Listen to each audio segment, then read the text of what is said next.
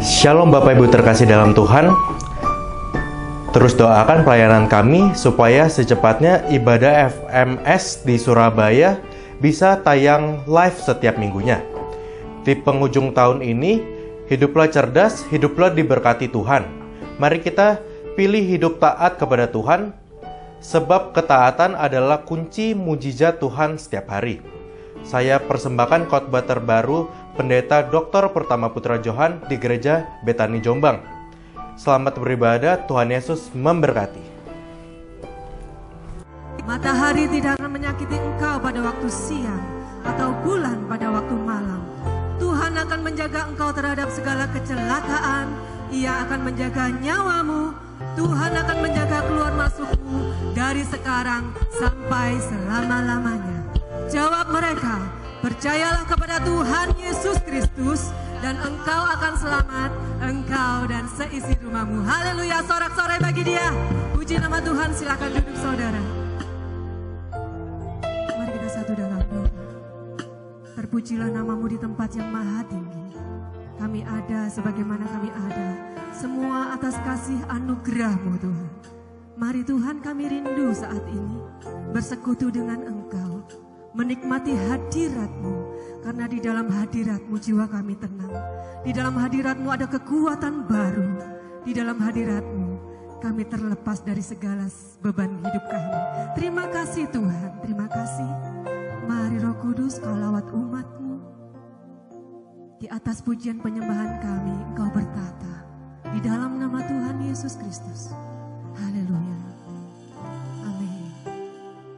Terima kasih Tuhan. Haleluya.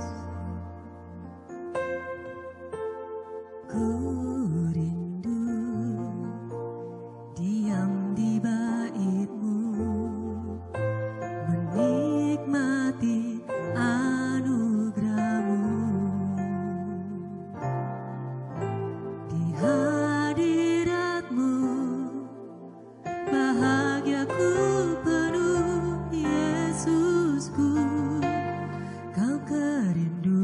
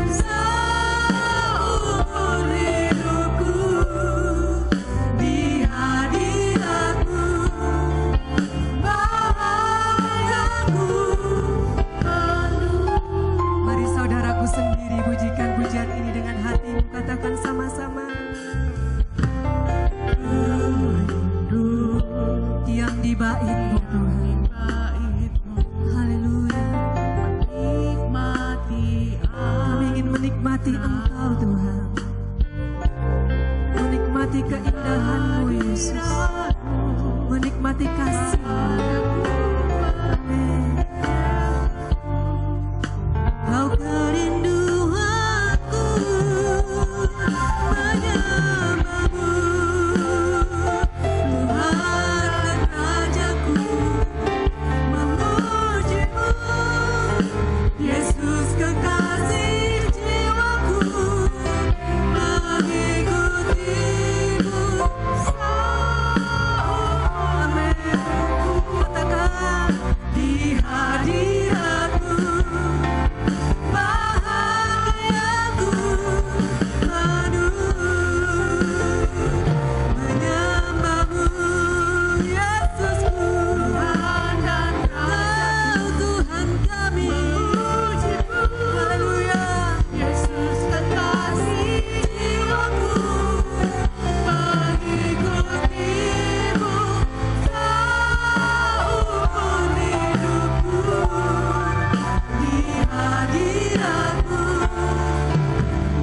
bahagiaku penuh. Mari yang rindu sama Tuhan, pujikan dengan lebih dalam lagi, lebih sungguh lagi. Katakan sama-sama, kami ingin menyembah-Mu, memuji-Mu Tuhan. Mari buka tangan-Mu, angkat suara-Mu. Menyembah-Mu Tuhan dan Rajaku, ini umat-Mu Tuhan. Yesus kekasih, benar Yesus, mengikuti-Mu seumur hidupku, di hadirat-Mu bahagiaku. Mari lebih dalam lagi. Amin. Menyembah-Mu Tuhan dan Rajaku, memuji-Mu Yesus kekasih jiwaku, mengikuti-Mu seumur hidupku, di hadirat-Mu bahagia kami penuh Tuhan. Kau penuhkan bahagia kami Yesus. Terima kasih Yesus, terima kasih Tuhan. Haleluya Yesus. Menyembah-Mu Tuhan dan Rajaku, memuji-Mu Yesus kekasih jiwaku, mengikuti-Mu seumur hidupku, di hadirat-Mu bahagia kami penuh. Haleluya, katakan sekali lagi, menyembah-Mu Yesusku, Tuhan Rajaku. Amin. Yesus kekasih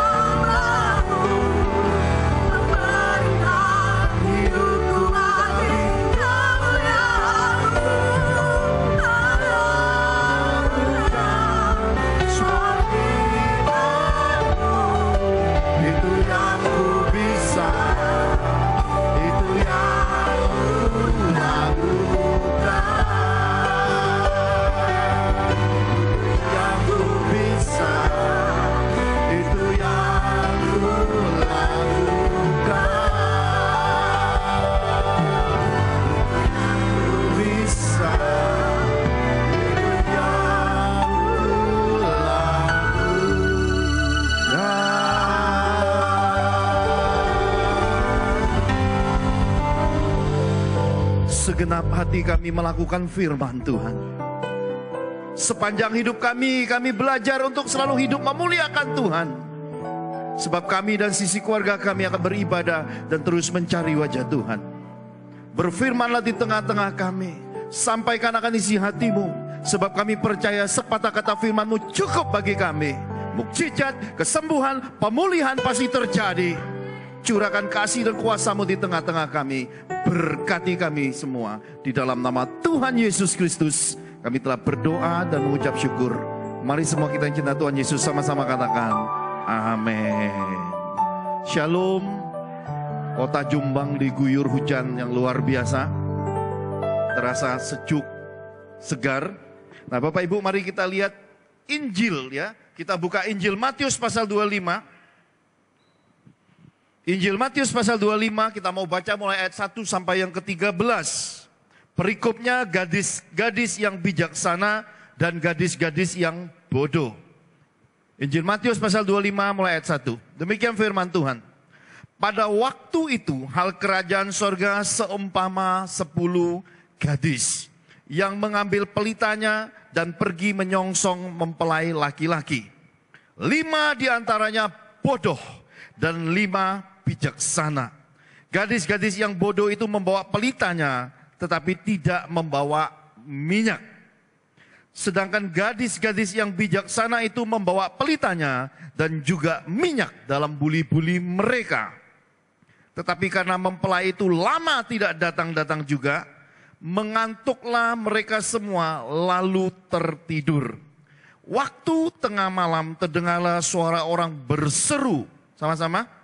Mempelai datang, song-songlah dia. Gadis-gadis itu pun bangun semuanya, lalu membereskan pelita mereka. Gadis-gadis yang bodoh berkata kepada gadis-gadis yang bijaksana, berikanlah kami sedikit dari minyakmu itu, sebab pelita kami hampir padam.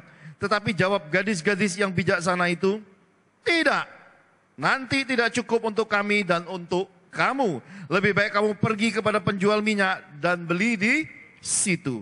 Akan tetapi waktu mereka sedang pergi untuk membelinya, datanglah mempelai itu dan mereka yang telah siap sedia masuk bersama-sama dengan dia ke ruang perjamuan kawin, lalu pintu ditutup. Kemudian datang juga gadis-gadis yang lain itu dan berkata, Tuan, Tuan, bukakanlah kami pintu. Tetapi ia menjawab sama-sama, aku berkata kepadamu, sesungguhnya aku tidak mengenal kamu. Karena itu berjaga-jagalah, sebab kamu tidak tahu akan hari maupun akan saatnya. Sama-sama kita katakan amin. Jadi ini perumpamaan Tuhan Yesus ajarkan kepada kita. Ini bukan buat orang di luar sana. 10 gadis ini adalah orang-orang Kristen. Sama-sama punya pelita. Sama-sama dikatakan mereka mau menyongsong mempelai. Ini bicara tentang keberadaan gereja-gereja Tuhan di akhir zaman. Semua kita menantikan kedatangan Yesus. Semua kita percaya Yesus akan datang kedua kali menjemput mempelainya, menjemput kita semua. Dan kitab suci berkata dibagi 2 rombongan. Rombongan pertama, kitab suci berkata 5 diantaranya bodoh, 5 diantaranya bijaksana. Kitab suci sebenarnya halus sekali menerjemahkannya.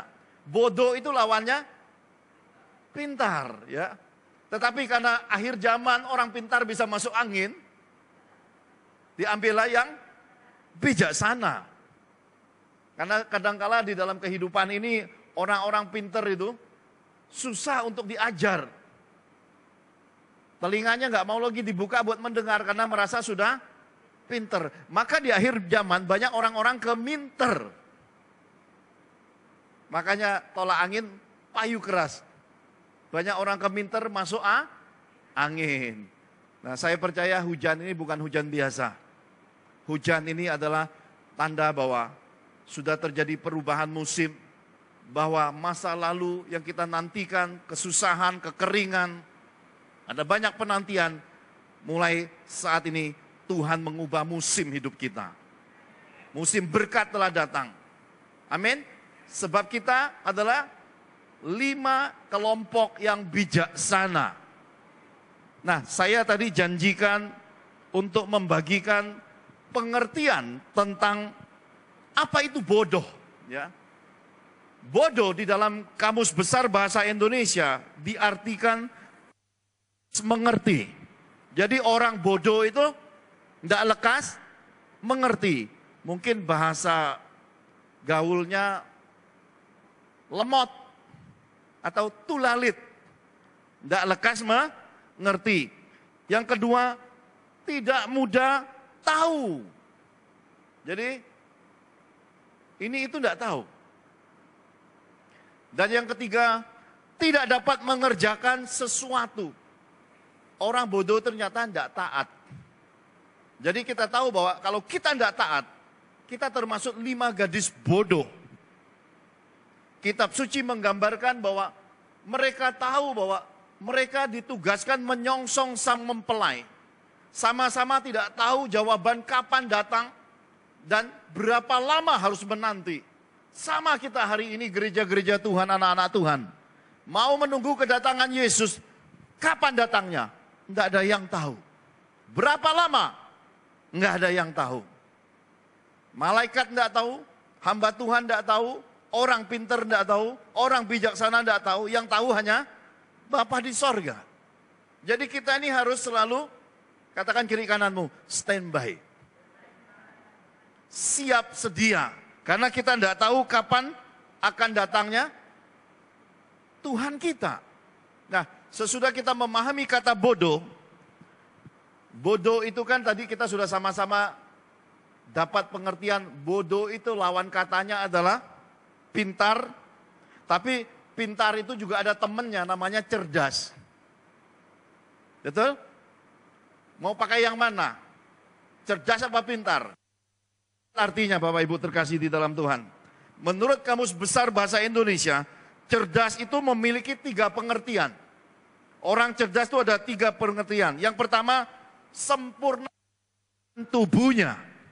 Jadi orang yang tubuhnya pertumbuhannya sempurna, itu berarti orang cerdas. Yang kedua, sempurna akal budi. Dan yang ketiga dikatakan tajam pikirannya. Jadi orang yang pikirannya tajam itu disebut orang cerdas. Di sekolah selalu dapat ranking. Di rumah juga pinter ngerayu papa ma. Uang sakunya ke. Ini berarti anak cerdas, ya. Demikianlah kehidupan kita ini diajarkan, hendaklah kamu cerdas, kamu cerdik, kamu berhikmat. Seperti ular. Tetapi tulus seperti merpati. Jadi Tuhan tidak benci sama orang cerdas, sama orang cerdik, sama orang pintar. Tetapi Tuhan lebih mencintai lagi cerdas, pintar, dan cerdik ini dengan hati yang tulus. Nah, lalu kita lihat lagi. Pintar menurut Kamus Besar Bahasa Indonesia diartikan pertama pandai. Kemudian cakap, cerdik, banyak akal. Nah, ini orang pintar ini ternyata pantasan sering masuk angin. Ternyata banyak akal. Saya percaya bahwa hari-hari ini menjadi satu kesukaan dalam hidup berkeluarga. Mesti punya suami yang pintar. Sepintar-pintarnya suami, tetap lebih pintar istri. Suami taruh duit dimanapun, istri selalu punya kepintaran untuk menemukan. Mana suami-suami sore hari ini? Duduk paling belakang semua. Lagi menyembunyikan uangnya. Tapi taruh dimanapun, tetap istri bisa menemukan. Kenapa? Karena istri itu punya indera ke-6 penciuman. Ditaruh dimanapun, dia mesti ketemu. Karena itu, suami-suami, taruhlah di tempat yang tidak disangka-sangka di depan mata, istri nggak tahu. Kalau engkau sembunyikan dia bisa cari, tapi kalau engkau taruh terbuka dia tidak lihat. Jadi kita mesti paham hari ini, banyak sekali di akhir zaman ini, pria-pria dapat istri-istri orang pintar. Pintarnya shopping, pintarnya ngeles, pintarnya nyari yang disimpan suami. Pintarnya, lihat diskon. Ya kan? Banyak sekali istri-istri pintar. Tetapi ternyata pria-pria merindukan punya istri itu yang sepadan. Sepadan artinya apa? Kalau istrinya bawel, suaminya biasanya pendiam. Kenapa? Karena kalau dua-duanya diam, ya kita cuma dengar suara hujan. Makanya Tuhan memberikan kesepadanan. Kalau suaminya bawel, biasanya istrinya diam. Tuhan tuh selalu punya keadilan Bapak Ibu. Jadi kita percaya bahwa kita duduk di sini, dengar pesan, dengar firman Tuhan. Sementara di luar sana, orang lagi cari payung. Hidup itu ada keadilannya. Dan saya percaya inilah bagian-bagian terbaik dalam kehidupan yang harus kita pahami bersama bahwa Tuhan sudah mengingatkan kepada kita supaya kita punya investasi. Yang pertama, katakan investasi. Yesus berkata, kumpulkanlah bagimu harta di sorga. Kumpulkan berarti bicara apa? Tentang sesuatu dalam hidup kita yang punya lebih. Lebih itu bahasa sehari-harinya adalah saving, tabungan. Sesuatu yang lebih di dalam diri kita ini adalah sesuatu yang kita kelola dengan benar. Hidup ini seluruh suku bangsa, seluruh manusia di muka bumi ini selalu ada in-out-nya. Ada pendapatan, ada pengeluaran. Semua kita ini ada penerimaan, ada pengeluaran. Nah, penerimaan dan pengeluaran inilah yang harus kita balance. Mesti kita kelola dengan hikmat Tuhan. Artinya Tuhan sudah membekali kita dengan hikmat supaya kita punya berkat hidup. Berkat yang masuk ini bisa tersalurkan untuk keperluan hidup. Bahkan punya saving, tabungan yang lebih. Karena itulah Tuhan menempatkan kepada kita iman. Katakan sama-sama iman.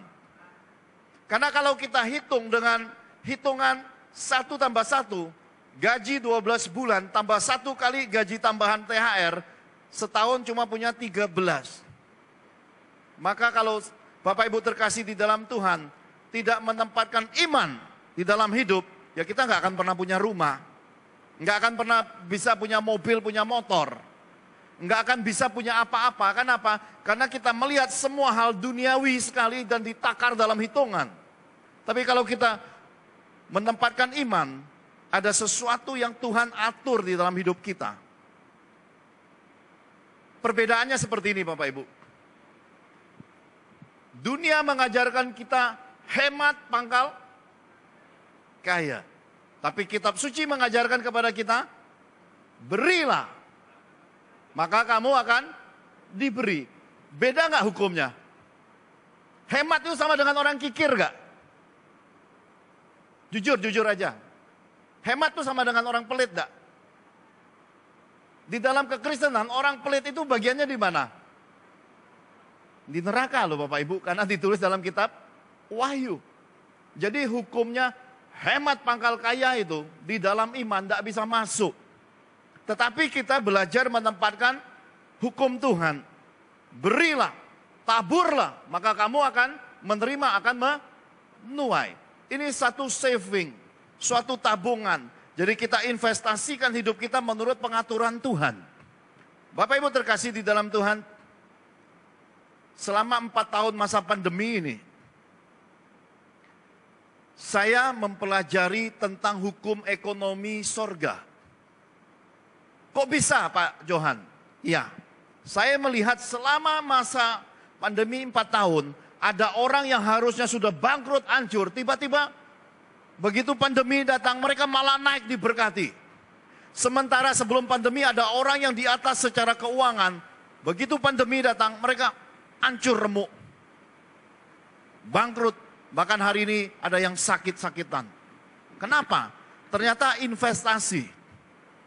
Hari di mana datangnya masa kesusahan dunia, itu disebut hari murka Tuhan. Disebut hari yang pahit.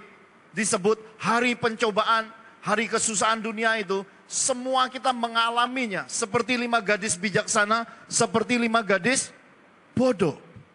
Tidak ada seorang pun di antara kita yang tidak mengalami kesusahan dunia.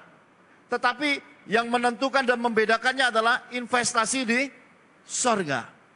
Investasi inilah yang menjadi alasan Tuhan untuk membedakan kita dengan orang-orang yang ada di dunia ini. Kenapa? Karena dia Bapak yang baik. Dia memelihara kita di saat masa susah. Dia Bapak yang baik, dia mendukung kita meskipun dunia sedang terpuruk. Makanya mukjizat terbesar terjadi adalah saat dunia semakin sulit. Krisis yang semakin banyak, anak-anak Tuhan tidak perlu takut. Selama engkau punya investasi di sorga, pasti Tuhan mendukungmu. Amin. Saya menjalani kehidupan belajar hukum ekonomi ini 25 tahun Bapak Ibu.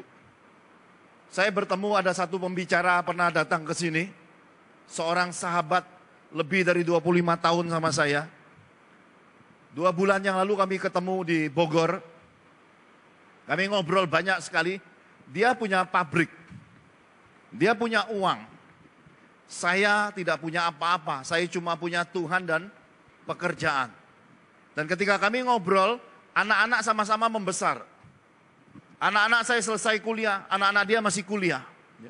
Hari ini dia mengalami kesusahan secara keuangan. Pak Johan, dari dulu sekarang selama-lamanya seperti Tuhan Yesus. Susahnya banyak, tidak susahnya juga banyak, kesenangannya juga banyak. Hidupnya Pak Johan dulu sekarang selamanya sama-sama nano-nano. Orang kuliahkan anaknya, saya kuliahkan anak saya.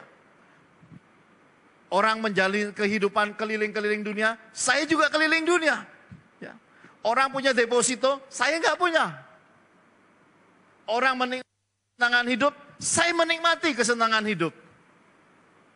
Sama. Tapi ketika kesusahan dunia datang, mereka jatuh bangkrut, mereka sakit, mereka kesusahan, saya masih seperti yang dulu. Ini masih makan telur asin, masih makan nasi gudeg, rawon, rujak cingur. Saya masih makan sampai umur hari ini. Bahkan beberapa teman-teman saya di Jawa Tengah, ketika kami mampir ke Salatiga, tanya saya, bro, pesan apa bro? Saya lihat, waduh, bebeknya montok amat di gambar. Lalu saya berkata, bebek bro, dia lihat saya, bebek, ya. Berapa? Ya sesuai gambar, setengah potong bro. Iya, dia lihat saya dari atas ke bawah. Kamu masih makan bebek bro? Iya, yang terdepan. Saya pesan bebek, dan begitu saya makan, teman saya ngelihat saya ini, teman 25 tahun dari atas ke bawah. Saya menikmati. Kenapa? Karena saya punya investasi di sorga. Saya punya Tuhan penyembuh.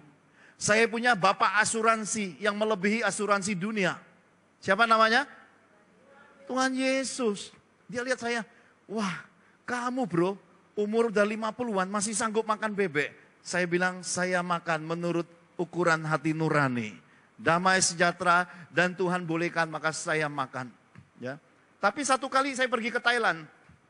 Saya bawa anak-anak liburan ke Thailand. Dan kami pergi ke satu mall, ada floating marketnya. Di situ ada berbaring satu binatang dinosaurus. Lagi dalam keadaan disate. Buaya, sate buaya. Ya. Anak-anak saya berfoto, ya. Fotonya sama buaya. Cuma buaya yang disate bisa difoto. Kalau buaya darat jangan. Ya. Buaya ganas jangan. Tapi kalau di Thailand tuh buayanya di dalam keadaan disate. Ya. Mereka beli berapa tusuk untuk bagi-bagi ya. Pas dia kasih ke saya, baru saya pegang. Di dalam diri saya roh keluar. Dan memberi suatu rasa enek. Ya, apa namanya? Nolak. Jadi saya berkata sama anak-anak, papa enggak makan. Kenapa Pak? Di sininya enggak nerima. Jadi saya menikmati apapun menurut investasi pengaturan Tuhan. Kalau Tuhan kasih makan, saya makan. Kalau Tuhan enggak kasih, saya enggak makan. Jadi saya belum makan buaya sampai hari ini. Bahkan pernah satu kali ketika saya mengisi di gereja Betani FOG Kalimantan, ada satu kesempatan break beberapa jam, stafnya Pastor Samuel Kusuma ajak saya pergi ke tempat penangkaran buaya. Ya. Sudah tekad besar. Saya mau makan sate buaya di Kalimantan. Kami sudah sampai di sana, pas kami turun dari parkiran, mereka lagi kasih makan buaya, dorong ikan. Ikan mati. Aroma bau ikan mati itu, saya begitu cium, saya nggak jadi makan sate buaya. Kenapa? Keluar rasa enek lagi. Jadi sampai hari ini, saya belum makan buaya. Kenapa? Karena saya percaya hidup ini diatur Tuhan. Amin.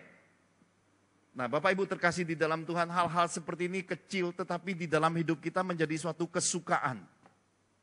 Saya punya anak perempuan. Hari ini lagi S2 hukum di Universitas Indonesia.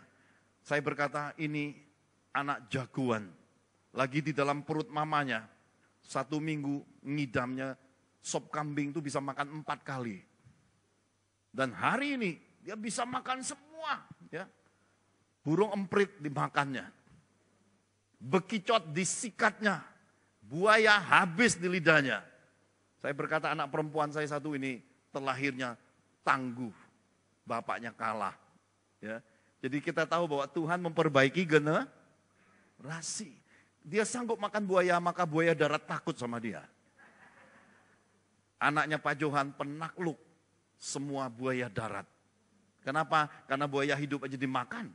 Apalagi yang buaya darat. Mari sama-sama katakan kita kalahkan buaya darat. Haleluya. Nah, Bapak Ibu terkasih di dalam Tuhan, penting sekali untuk kita memahami bahwa hidup ini harus punya investasi. Menabur itu perlu di dalam hidup. Menabur yang terbaik adalah mendengar suara Tuhan. Ketika Tuhan gerakan kita memberi sesuatu kepada siapapun, kerjakanlah dengan damai sejahtera. Itu Tuhan sedang mengumpulkan bagimu alasan dan harta bagimu di sorga. Tidak usah ditahan-tahan. Apapun yang Tuhan ingin engkau lakukan, kerjakan. Tidak usah dihitung-hitung. Saya sudah praktekkan 25 tahun, sampai hari ini nggak punya hutang. Kenapa? Karena saya mengikuti tuntunan roh. Apa yang Tuhan mau saya kerjakan, itu aja kuncinya, tidak ada yang lain. Dengan demikian, kita memutar roda berkat Tuhan. Ketika kamu memberi, kamu diberi balik. Ketika kamu menabur, Tuhan menambahkan pelayanan malaikat untuk masuk benih-benih di rekening bankmu. Semua yang kau perlu lagi kau tidur, Tuhan datangkan berkat. Hiduplah dan tidurlah jadi orang yang disayang Tuhan. Dengan demikian, tambah usia, tambah awet muda. Dengan demikian, kita tidak kalah dengan hukum dunia. Hukum dunia ini nggak boleh, itu nggak boleh, ini begitu, itu nggak boleh, ini nggak boleh, itu nggak boleh. Banyak banget ini itunya. Sampai pusing. Ikutilah hukum roh. Roh mengatur hidup kita di dalam diri kita, di dalam hati kita, dalam batin kita. Dan kita percaya bahwa firman dan Roh Kudus tidak akan mempermalukan hidup kita. Firman dan Roh Kudus akan membuat kita terus naik, tidak menjadi turun. Akan menjadi kepala dan bukan ekor. Dengan demikian kita percaya bahwa Tuhan itu hidup. Kenapa? Karena kita menjadi pelaku firman.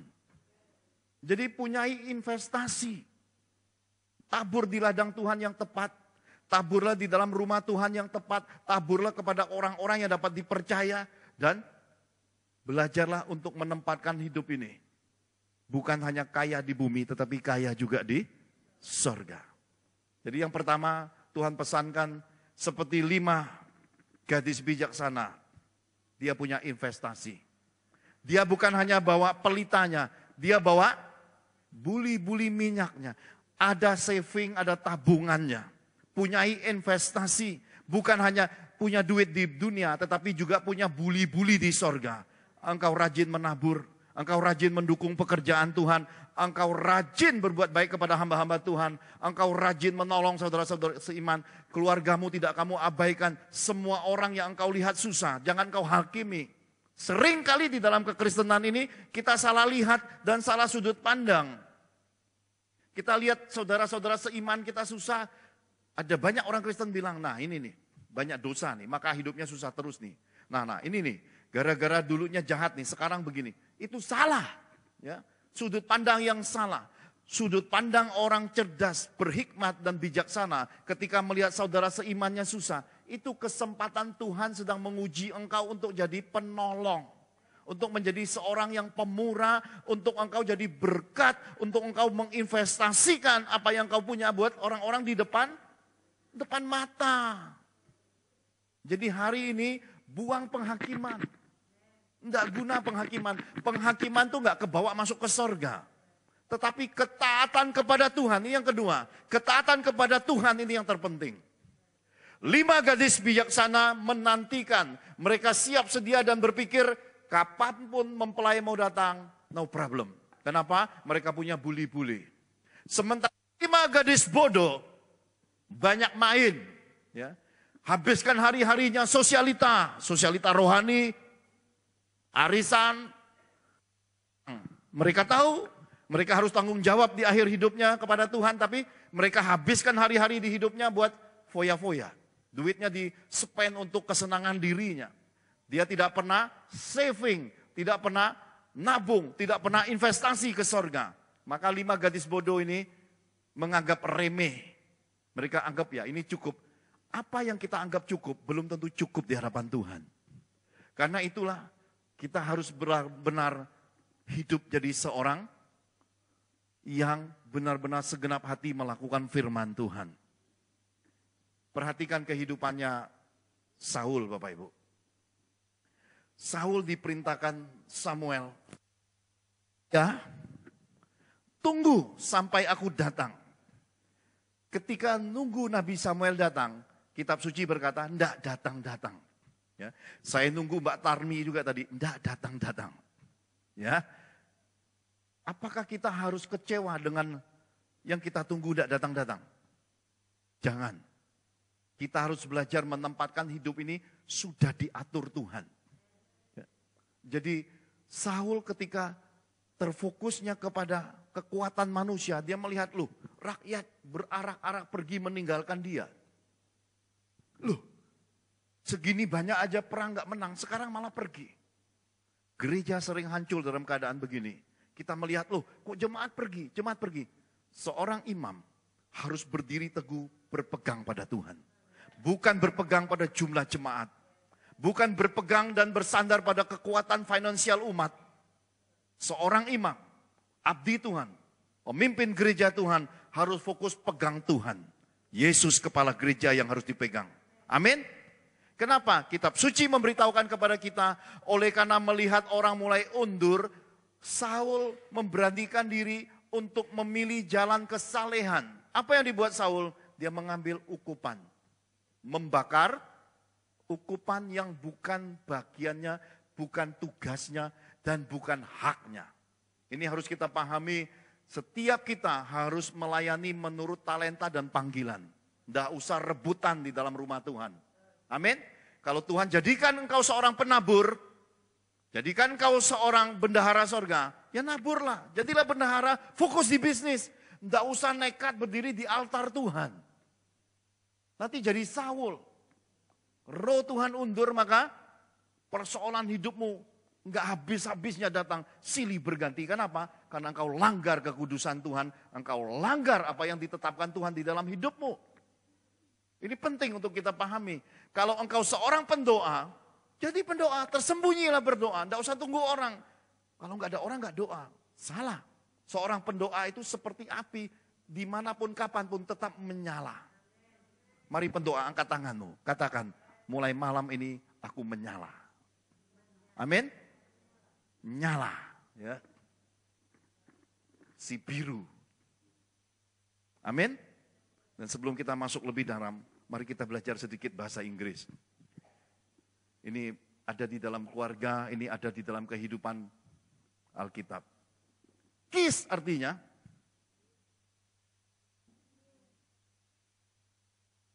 sekali lagi, kiss artinya malu-malu amat sih. Ya. Anak muda juga mulutnya tutup. Kiss artinya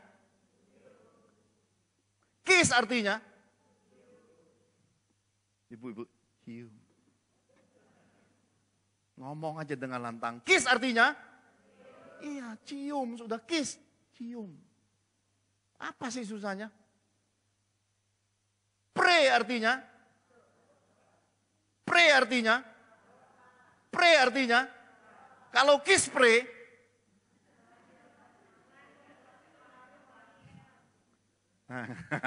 sekarang kita paham bahwa dalam hidup ini tidak semua hal bisa cocok logi, ya. Kiss pray, cium doa, nggak nyambung. Ternyata itu pelembut pakaian. Jadi kita ini mesti berhikmat cerdas. Nggak semua hal harus dicocok logi.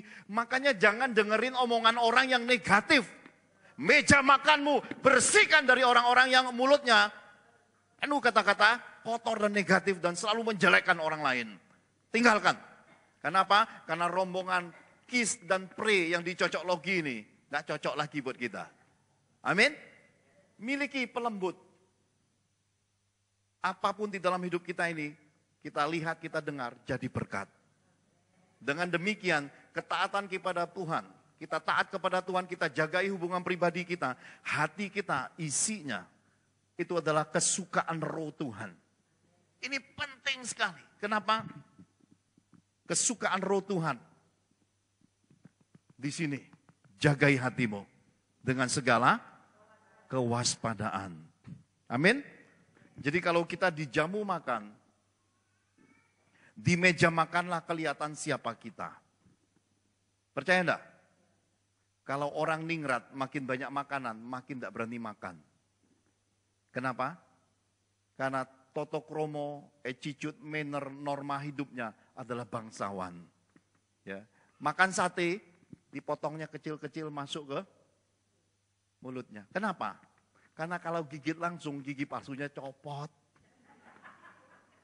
Nggak ningrat amat Bapak Ibu. Nah ya, nggak lepas malah giginya nempel di sate.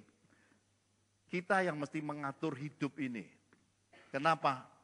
Karena kitalah bangsawan sorga yang dititipkan Tuhan di muka bumi. Yang harus hidupnya taat, hidup di bumi seperti di sorga. Nggak usah khawatir akan apapun juga Bapak Ibu. Saul terlalu khawatir karena takut kalah. Saul ukur hidupnya kalah karena dengan jumlah dan orang-orang mulai pergi. Itu keliru. Saul harusnya berpegang pada janji Tuhan. Janji Tuhan dalam hidupku tidak pernah gagal. Janji Tuhan dalam hidupku pasti terpenuhi. Kenapa? Karena sekali Tuhan berfirman, firman-Nya akan mengerjakan apa yang telah Dia nyatakan kepada kita. Datang nggak Nabi Samuelnya? Datang. Meskipun terlambat.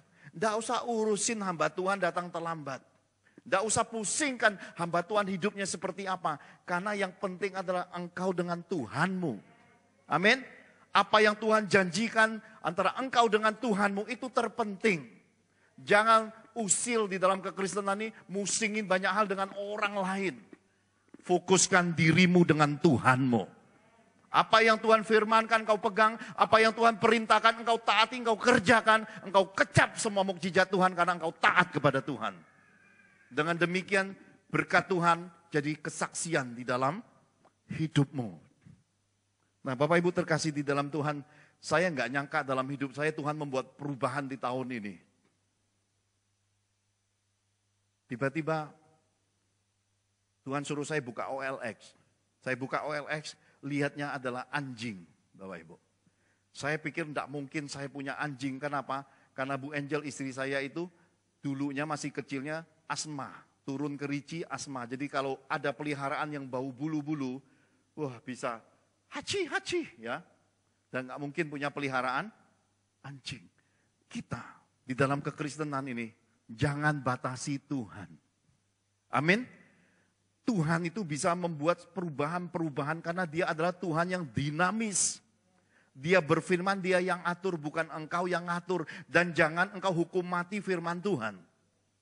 Karena salah tafsir repot hidup ini. Kok Tuhan ini berubah? Kok Tuhannya gitu? Itu salah. Orang yang memahami Tuhan akan pilih diam, taat, lihat buahnya.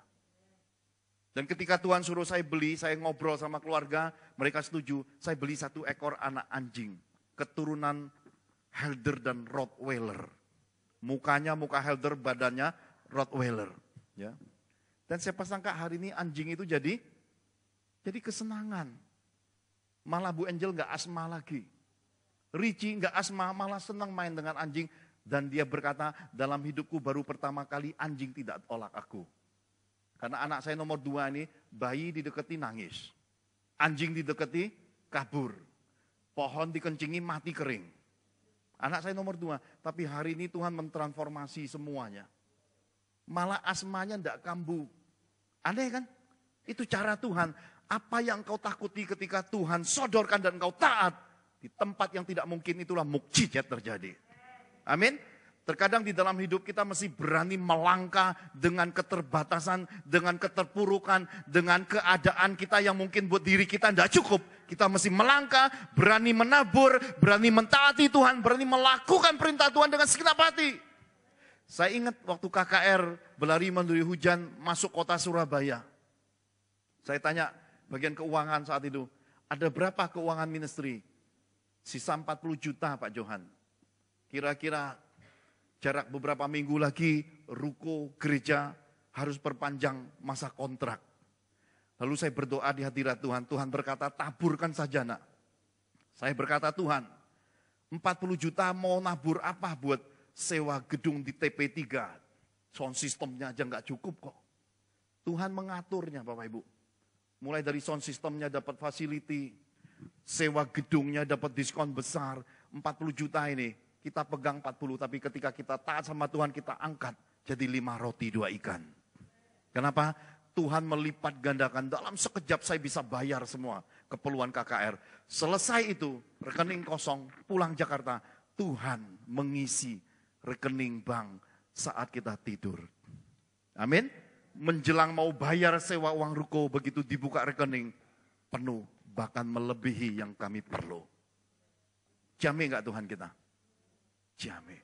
Jadi daripada saudara pertahankan, daripada saudara hitung-hitung, lebih baik dengarkan suara Tuhan, apa yang Tuhan perintahkan, kerjakan, belajar untuk melihat pertandingan iman dalam hidup. Di tengah kesusahan, di tengah pas-pasan, di tengah banyak pencobaan, di tengah banyak kesulitan, apa yang Tuhan perintahkan, kita kerjakan, kita lihat mukjizat Tuhan. Dengan demikian kita tahu bahwa Tuhan yang kita sembah itu masih berkarya dalam hidup kita sampai hari ini. Nah yang ketiga Tuhan pesankan yang terakhir, jangan nebeng iman. 5 gadis bodoh datang kepada 5 gadis bijaksana dan berkata, bagilah minyak. Banyak di antara kita anak-anak Tuhan, orang-orang Kristen, tolong doain aku dong. Kalau lagi ada perlu, deketi pendeta. Lagi perlu, wah semua hal pokoknya diikuti. Banyak sekali kekristenan kita ini nebeng iman. Lagi susah, minta didoain. Begitu sudah bebas, sudah senang, lupa semua. Banyak di antara kita ini orang-orang titip doa, tolong ya doakan, titip doa ya. Saya sudah periksa gudang doa, saya penuh semua isinya. Ya, setiap ketemu orang tambah banyak isinya, sampai meluap-meluap. Kadang-kadang saya nggak sanggup seketupin, saya berkata, Tuhan lihat gudang doaku Tuhan, biar malaikat yang mencatatnya. Karena nggak sanggup aku sebut, banyak sekali titipan anak-anakmu. Ya, itu amplop-amplop doa-doa yang nggak nampak lewat titipan doa itu banyak sekali. Saya bilang Tuhan genapilah, tolong mereka, bebaskan mereka, terutama hambamu, bebaskan dari gudang doa ini. Banyak sekali gudang, isinya penuh terus. Karena itu Bapak Ibu, kitab suci mengajarkan sekali waktu Tuhan akan membawa kita pada titik pilihan. Apakah engkau pribadi yang siap dengan Tuhan? Ataukah selama ini engkau hidup dari kata orang? Karena orang yang nebeng iman adalah orang yang biasa hidupnya nebeng lewat perkataan orang lain.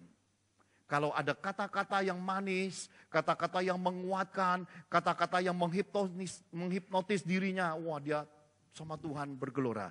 Begitu ngalami masalah, melempem lagi. Enggak punya hubungan pribadi, enggak punya pengenalan pribadi. Dan tidak pernah mengalami Tuhan lewat mendengar suara Tuhan atau mengalami perjumpaan pribadi. Ini keliru di dalam kekristenan. Api roh yang kita mau kobarkan itu adalah api roh yang harus kita bawa lewat ukupan masing-masing. Satu hari saya diberi sebuah penglihatan Bapak Ibu. Ini penglihatan yang sampai hari ini kerekam di batin saya. Suatu hari saya melihat penglihatan Sang Maha Kudus itu duduk di tata. Ya, ada tata seperti ini, ada tingkatan kemilau, ada satu kursi tata yang tua itu, penuh dengan kemuliaan, putih rambutnya bersinar terang duduk. Dan saya melihat ada banyak sekali wanita-wanita membawa nampan persembahan. Ya. Saya melihat satu persatu menghadap. Ada beberapa pengawal tinggi besar di depan, yang tua, yang bijaksana, yang kita sembah itu. Dan setiap kali wanita itu datang, mereka taruh. Dan saya lihat malaikat itu tendang nampannya. Duer, pergi dalam keadaan menangis. Banyak antrian. Dan saya kaget. Di antara banyak antrian itu, saya melihat istri saya. Dan saya melihat istri saya, apa yang akan terjadi? Lama saya lihat penglihatan itu. Sampai antriannya tiba, dia letakkan nampan itu, lalu dia bersujud ke lantai. Dan saya melihat nampan itu ukupannya menyala, Bapak Ibu. Ada api yang keluar dari nampan itu. Dan saya melihat yang Maha Kudus itu mukanya penuh dengan senyum karena asap itu menyentuh mukanya. Dan buyar penglihatan itu. Selepas itu Bapak Ibu, saya mendapat pemahaman Tuhan adalah ketika hari istri saya meninggal, ada satu anak kecil sedang main keyboard piano di rumahnya. Tiba-tiba dia melihat, dia berkata, saya melihat tante naik ke langit. Itu pagi dia melihatnya. Itulah saat saya membawa istri saya menuju ke IGD. Saya peluk, selepas pulang gereja saya peluk. Itulah saat anak-anak itu melihat roh istri saya dibawa naik ke atas. Sesudah itu, siang itu menyelesaikan nafas akhirnya, sore harinya anak ini kembali dikasih penglihatan. Dia berkata, aku melihat tante, istrinya Om Johan, itu berdiri di sebuah meja. Berdiri menghadap sebuah meja, ada sebuah buku. Buku itu dibuka. Dan ketika dibuka, ada namanya tertulis di situ. Saya baru tahu, Bapak Ibu, itu buku kehidupan. Dia berkata, enggak ada titel, enggak ada pendetanya, enggak ada insinyurnya. Itu cuma namanya tok. Ya. Saya paham akhirnya, lewat penglihatan, lewat kematian istri saya bahwa Tuhan ingin kita hidup jadi penyembah yang hidup dalam roh dan kebenaran. Orang-orang yang mengalami Tuhan, orang-orang yang punya hubungan pribadi, orang-orang yang memang dapat dilihat secara hal-hal supranatural di akhir hidupnya terbawa naik ke sorga. Ya. Itu tidak cukup. Yang lihat itu anak kecil, anak jemaat itu tidak cukup. Kenapa? Karena akhirnya anak pertama saya Rehwel kecil, dibawa Tuhan melihat penglihatan di alam roh dalam keadaan mimpi. Dia dibawa naik, dia berkata, "Pa, Cicik mimpi." Saya kaget. Mimpi apa nak? Cici mimpi. Mama itu dipegang Tuhan Yesus tangannya. Di hamparan rumput yang hijau sekali. Jadi Bapak Ibu, Tuhan memberi penglihatan kepada anak-anak kecil. Untuk mengkonfirmasi orang-orang yang kita sayang sudah ada di sorga Yesus. Jadi kalau kita mau bakar ukupan Tuhan, api roh hari ini, kita harus hidup dalam roh dan kebenaran. Jangan kompromi. Taati Tuhan. Tidak usah takar Tuhan. Jangan berhitung sama Tuhan. Tidak usah ngeyel. Dan jangan tunda-tunda kebaikan di dalam Tuhan. Apa yang engkau sudah ucapkan, apa yang sudah engkau nasarkan, apa yang engkau komitmenkan, kerjakan Bapak Ibu. Ya. Rugi sekalipun, bertahanlah dalam ketaatan. Karena Tuhan pasti kembalikan semua yang engkau beri. Itu terlalu sedikit buat Tuhan. Karena yang akan dia kembalikan melebihi semua yang engkau hitung, Bapak Ibu. Jadi waktu kita hitung, seperti saya melihat 40 juta bayar sewa kontrak gereja tidak cukup. Buat apa saya hitung? Lebih baik saya serahkan dalam ketaatan. Kenapa? saya serahkan kepada Tuhan untuk pekerjaan, untuk ladangnya. Ternyata Tuhan sumber dari segala yang kita butuh, menjawab, mengembalikannya, melebihi yang kita perlu. Jadi ketaatan kita itu lebih berharga daripada hemat dan pelitnya kita. Lihat kiri kananmu, katakan mulai hari ini jangan pelit lagi. Amin. Loh, lihat matanya Bapak Ibu, ngomongin sungguh-sungguh. Kalau ada suami pegang-pegang pahanya, Pak, jangan pelit lagi. Ya, corek pundak istri, Ma, mulai hari ini kita hidup bermurah. Amin. Percayalah, orang yang hidup di dalam pengaturan Tuhan itu, semuanya tersedia. Apa yang engkau mau bahkan belum terpikirkan di pikiranmu, di hatimu, Tuhan sudah sediakan. Amin. Hidup di dalam pemeliharaan Tuhan itu keren Bapak Ibu. Mau apapun, Tuhan sudah sediakan. Bahkan hal-hal yang engkau sudah rencanakan, kalau Tuhan tidak berkehendak, Tuhan bisa batalkan. Ya. Saya bahagia ketika Mbak Tarni nggak datang. Saya tidak kecewa. Saya memberkati Mbak Tarni. Kenapa? Karena besok saya ada janjian refleksi sama istri saya. Ternyata refleksi berdua dengan istri itu berbeda. Kenapa? Karena kalau saya dipijit Mbak Tarni, mungkin hari ini saya dalam keadaan gak bisa khotbah dengan lantang. Karena Bu Tarni itu kan jari sakti ya. Ya, hasil pijitannya tuh 2 hari sakit, hari ketiga baru sehat, bugar dan kuat. Dan saya percaya Tuhan sudah atur hidup kita menurut kasih karunia. Jadi jangan sampai kedapatan berangkasmu di sorga kosong Bapak Ibu. Jangan sampai kedapatan engkau tidak taat sama Tuhan. Dan yang terpenting, imanmu itu jangan lagi iman nebeng mulai hari ini. Tetapi iman yang mandiri. Ya, makanya istri-istri paling senang. Inilah bagian untuk memBCA, membaca, ya, supaya hidup ini mandiri. Ya, ATM yang disukai adalah ATM yang mandiri. BCA mandiri, ya, membaca dan mandiri. Ini agak sulit untuk dipahami. Tapi mulai hari ini praktek, ajak suami ke tempat-tempat seperti itu. Amin. Pak, memBCA, ya. Ngerti? Mulai hari ini suamimu akan memberkati engkau untuk punya membaca.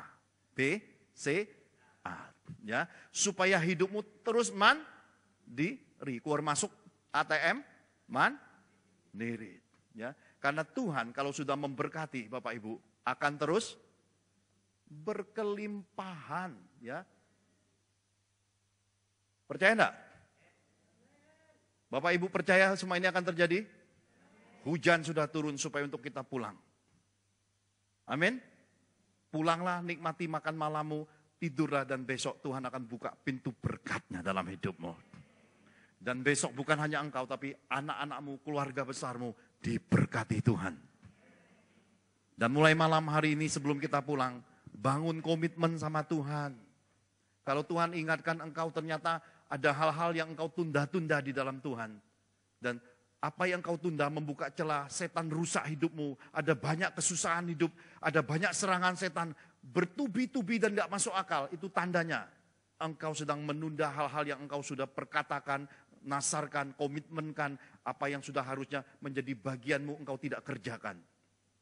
Kerjakan, jangan tunda lagi. Sekali lagi hukumnya, meskipun rugi lebih baik taat kepada Tuhan. Meskipun tidak cukup buat kita, kalau itu perintah Tuhan, kerjakan. Kenapa? Karena Tuhan akan mengembalikan lebih dari yang kau perlu. Amin. Kalau sebentar kita menghadap di hadirat Tuhan, kemudian kita berkata, aduh Tuhan, kok rasanya berat. Jangan berat. Cup yang Tuhan beri di dalam hidup kita itu, hanya seberat kata-kata.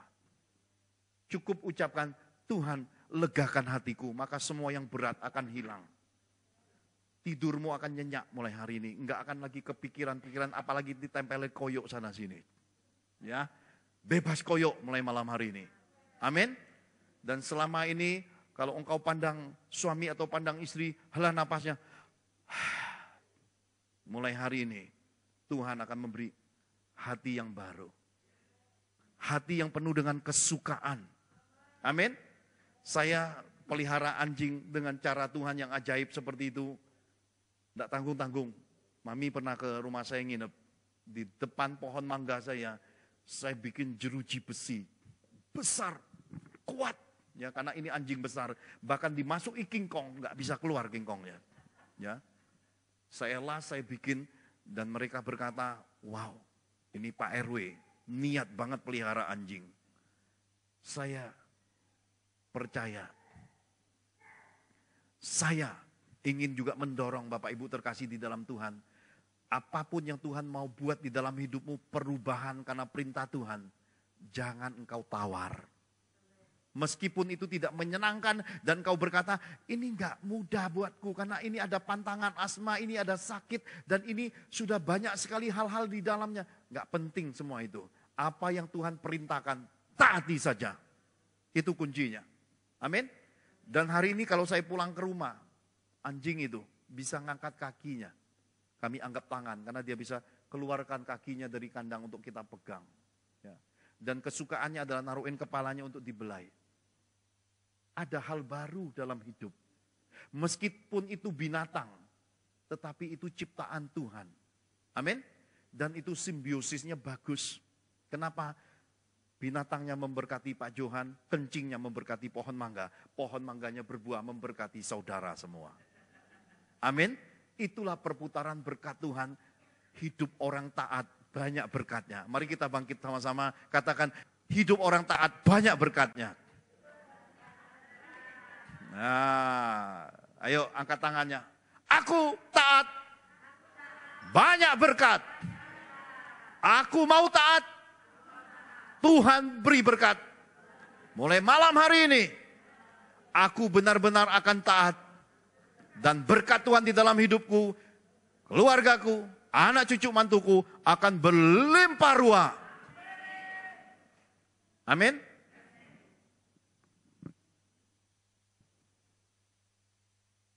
Ini sebagian lagi main air hujan namanya. Nah, udah muncul. Saya jujur Bapak Ibu, kalau lihat hujan itu saya paling senang. Kenapa? Masa kecil saya sekali hujan, Papa Mama selalu bilang, jangan keluar. Kenapa? Mesti tunggu setengah jam. Karena ternyata hujan pertama itu kotor. Debu-debu turun dari genteng, dari daun-daun. Setengah jam kemudian itu semua debu sudah turun. Baru kami lari-lari bawa bola. Apalagi sekarang kita punya Yesus. Hujannya nggak nampak. Hujan berkat. Kita mau lari-lari untuk menikmati berkat Tuhan. Amin. Mari angkat tanganmu sama-sama. Ajar kami Tuhan menghitung hari-hari agar kami beroleh hati bijaksana. Haleluya, ajar kami Bapa. Ajar kami Bapa, hidup dalam jalan-Mu, agar semua rencana-Mu digenapi. Mari angkat kedua tangan sama-sama kita percaya. Mulialah nama-Mu Tuhan, dan ajaib jalan-Mu. Pimpin kami di setiap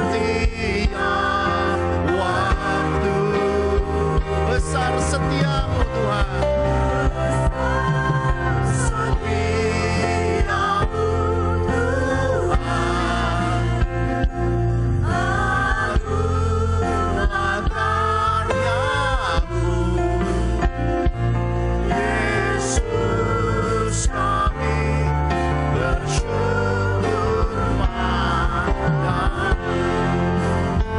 Penuhi kami Tuhan hari ini, malam hari ini.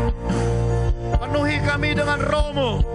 supaya api roh dan penyembahan-Mu menyala-nyala di dalam kami. Dan Engkau memberitahukan kami tentang investasi, mengumpulkan harta di sorga. Mulai hari ini firman-Mu berkata, Engkau yang menyediakan benih bagi kami. Maka mulai hari ini, malam hari ini, lewat 4 penjuru mata angin, kirim malaikat-malaikat membawa benih-Mu masuk dalam hidup kami semua. Kepada semua orang yang mendengarkan isi hati Tuhan ini, terimalah kiriman berkat benih-benih dari para malaikat sorga. Supaya Engkau cukup waktu, Engkau cukup kesempatan, cukup perbekalan untuk menabur di jalan-jalan Tuhan. Supaya Engkau sanggup berbuat baik menurut kasih karunia Tuhan. Dan Engkau mengajarkan kepada kami malam hari ini untuk kami taat melakukan perintah Tuhan, hidup di dalam firman Tuhan. Beri kami hati yang lembut, hati yang mau dengar-dengaran suara Tuhan, hati yang melakukan semua perintah Tuhan. Supaya iman kami ini adalah iman yang berbuah dalam perbuatan yang mulia. Setiap pribadi-pribadi yang datang di hadapan Tuhan yang berkomitmen, yang datang memperbaiki mesbahnya, mari ulurkan tangan Tuhan. Dan kami yang tidak sanggup mengucapkan doa-doa kami yang tidak terkatakan, lewat Roh-Mu saat ini kami sampaikan sama-sama. Mesanakakakasaka Esaka kana kasika hakara sehode sudi kadaka. Mesora nakakaya sinne harane hamoki mikana kayano. Merosono kana kayana henare ne kore daga. Mera harane sinne hane kana karana konosa. Shetara na henana nasha. Hinaso tata kana masa. Satara na kiporama. Mesete da karete ne heneta orana. Metake makana tanasa. Hotasata kitora da kanasa. At sata toranana. E makahana kayo totore ni manakitia. Hore te te matahana tanasiaya. Ho herehara. Herehara herehara. Herehara herehara. Etsata herehara se. Esere na na na na. Meseta tatona. Mesyata kana masya. Enasyana. Lama. Dan materaikan semua doa-doa roh kami dalam anugerah-Mu yang besar. Mulialah Kau Tuhan. Terima kasih Bapak di dalam nama Tuhan Yesus. Haleluya. Mari kita bangkit berdiri saudara. Terima kasih Pastor Johan atas pelayanan ini. Tuhan memberkati. Tuhan Yesus, selamat baik.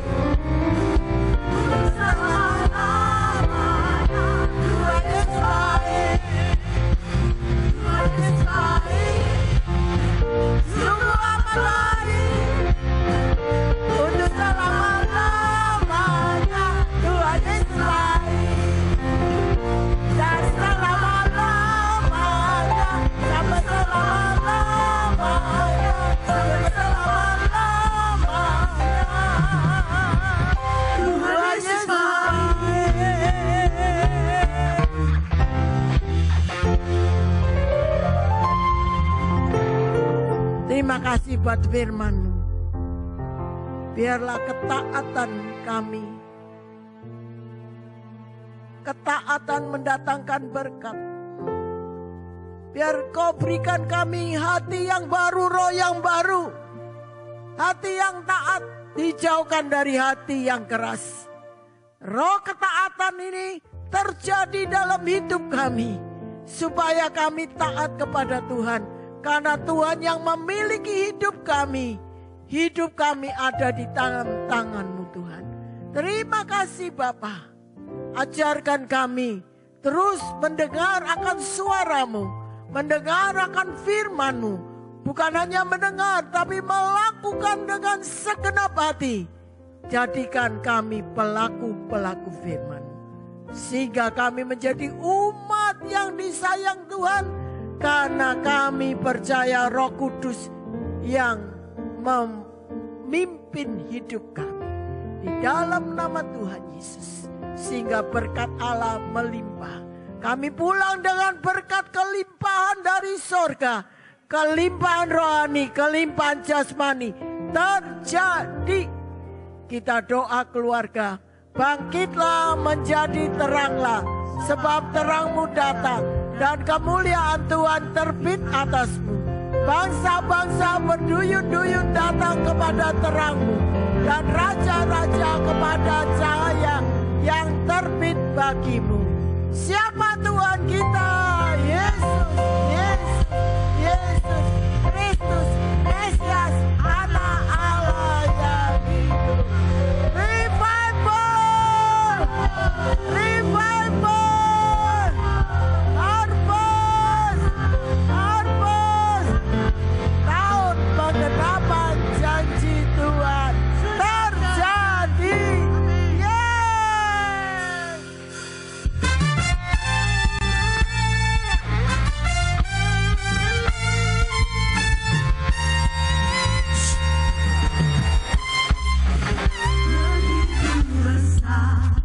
Kasih-Mu Bapa, Kau berikan anak yang tunggal.